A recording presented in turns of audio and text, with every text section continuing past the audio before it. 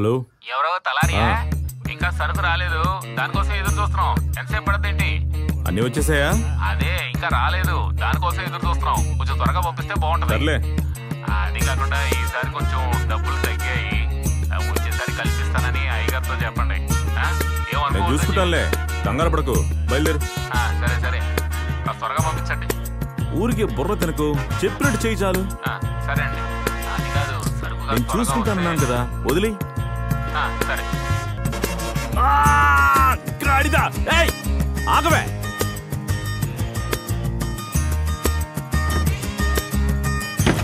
రే, ఏమైందిరా? ఏమైందిరా? ఏమైంది? నోరు తెచ్చి సమాధానం చెప్పరా. నోట్లో బెల్ల మొక్క ఏమైనా ఉందా? ఏమైందో చెప్పి చావు. రే, నేను అలాంటి వాడిని కాదు, అర్థం చేసుకో. నేను ఎంతో సాఫ్ట్ టైప్ రా. భయపడకుండా విషయం ఏంటో చెప్పరా ఎర్రెదవా.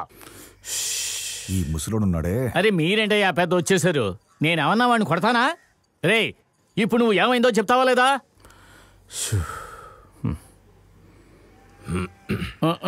నేను అడిగితేనే నోరిప్పలేదు, పెద్ద ఆయన వచ్చేసాడు. ఇంకా ఈడే మాట్లాడాడు. ఏం లేదులేండి, భుజంగరావు గారు ఫోన్ చేశారు. శంకర్రావు గారు మిల్లు ఏదో పంచాయతీ పూర్తి చేసుకుని ఇక్కడికి వస్తానని చెప్పారు.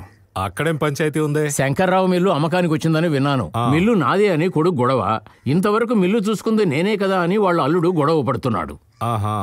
మధ్యలో పంచాయతీ చేస్తున్నాడు భుజంగం. మనకి అవసరం లేని విషయం కదా అని నేను మీకు చెప్పలేదు. అందుకని మనం వదిలేయగలమా? మావయ్య చెప్పాక నువ్వేంటి మధ్యలో? మనకి వాళ్ళకి మొదటి నుంచి పడదు నానా. నువ్వు నోరు మూసుకుంటే బాగుంటుంది. అసలే మన పేర్లు చెప్పుకుని పంచాయతీలు చేసుకుంటున్నారు. ఇప్పుడు మన ఊర్లో కూడా వచ్చేసారు.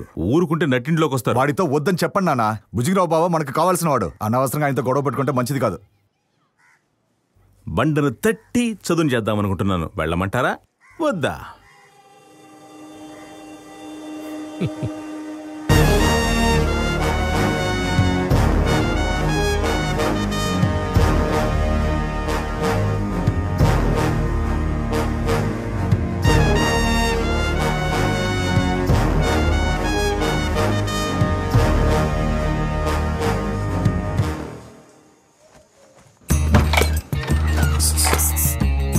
సారీ, నొప్పుతుందా?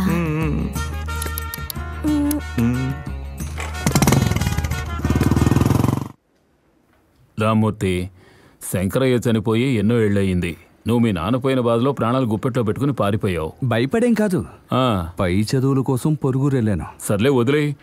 భయంతో వెళ్ళావో చదువుకోవడానికి వెళ్ళావో ఆ సంగతి ఎందుకు? మీ నాన్న ఆస్తికి గార్డియన్గా ఉండి ఇంతవరకు అన్నీ చూసుకున్నది బొబ్బిలి వినాయకం. ఒప్పుకుంటావా? మీ నాన్న నేసేసిన వాళ్ళు ఈ ఊళ్ళో ఎంతో బలంగా ఉన్నారు కదా. సోమలింగమూర్తి గుర్తుంది కదా? వాళ్ళని ఎదిరించి ధైర్యంగా వ్యాపారం చేసినందుకే మీ బావగారికి గుడి కట్టి పూజించాలి. కానీ నువ్వు అక్కకే వాటా ఇవ్వడానికి ఆలోచిస్తున్నావు. వాటా అడిగితే పర్వాలేదండి, మిల్లు మొత్తం రాసమ్మంటే అలా? ఏంటి మౌనంగా ఉన్నావు? మాట్లాడవయ్యా.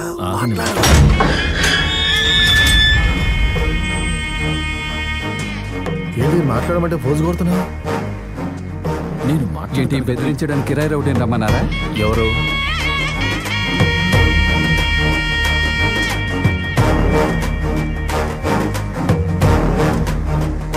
తలారి ఇక్కడికి ఎందుకు వచ్చాడు? భుజంగా నేను రమ్మలేదు, వాళ్ళతో నాకు ఎలాంటి సావాసం లేదు.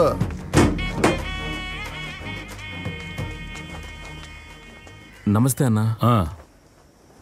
ఏంటి తలారి? ఊరికి నేను చూసి వెళ్దామని వచ్చాను. నేనే మీ ఇంటికి వస్తానని చెప్పానుగా. సరే, నేను పని పూర్తి చేసుకొస్తాను, నువ్వు ఇంట్లో ఉండు. బాగుందా? తరివేస్తావేంటి?